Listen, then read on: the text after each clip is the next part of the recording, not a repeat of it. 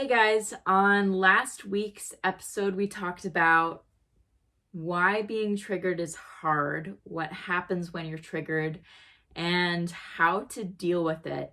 Today, we're going to talk about why getting triggered is a good thing. When you experience negative emotions and pain, your natural response is to escape the pain. But when you resist the pain, it doesn't cease to exist or go away. It actually just gets shoved down into the subconscious mind. Then the pain becomes incorporated into your mindset, identity, and habits. This is obviously no bueno, especially because the subconscious mind has much more control over our day-to-day lives than our conscious experiences do. When I was little, I expressed my truth by screaming, bouncing off the walls, and koala hugging my parents' legs while they tried to cook dinner. And sometimes, understandably so, patience would run thin and they'd snap, saying something like, "Julia Rose, stop being bad and go to your room." But at 2 or 3, I was unable to distinguish between a behavior being bad or me being bad at my core. So without someone to patiently and lovingly tell me why my behavior was inappropriate, I internalized the word bad into my identity and associated it with being expressive.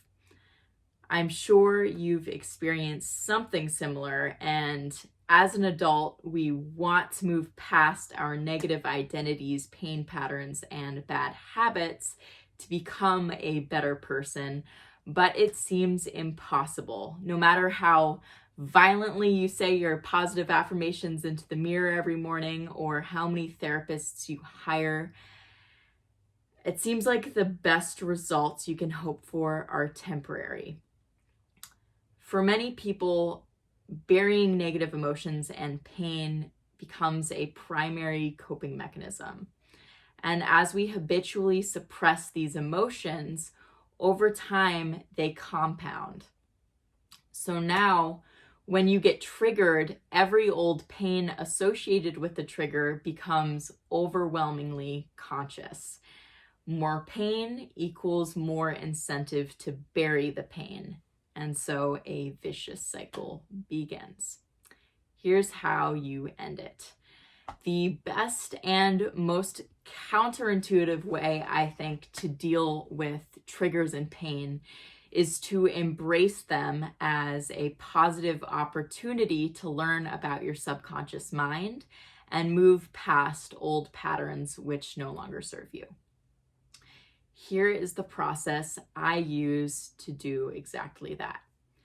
1, remember that to heal, you must feel. So invite the pain, focus on the pain, feel the pain, listen to the pain, and then release the pain so you can see the experiences behind it and uncover its core with a clear and less emotionally charged mind.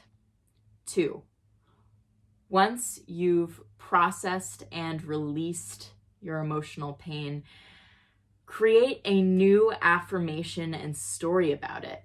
For me, that looks like, my parents didn't think I was bad. They loved me and were stressed trying to provide for me.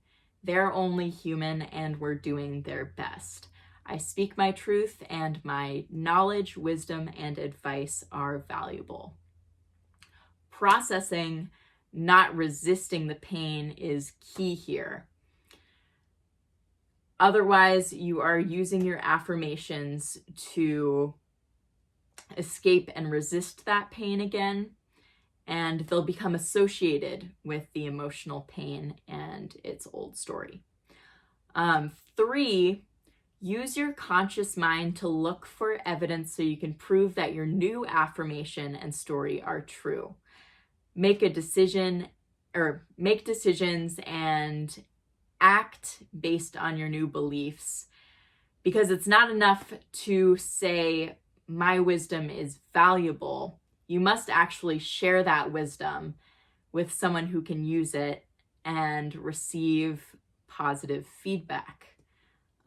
Chances are whoever you choose to share it with will appreciate it and compliment you.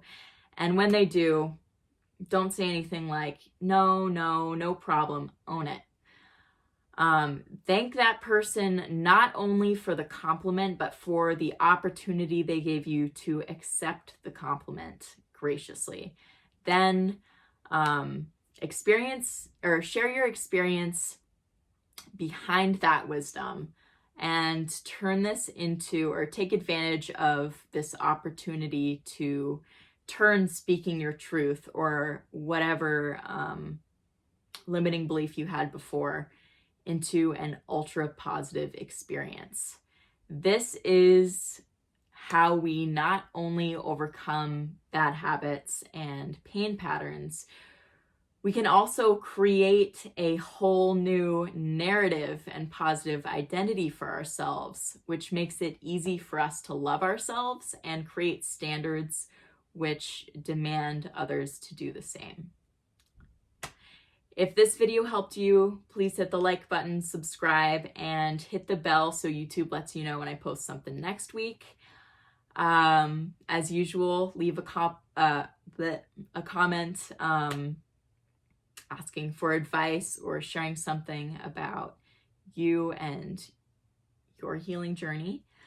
Other than that, I'm offering free discovery calls for my new 90 Days to Self-Love program.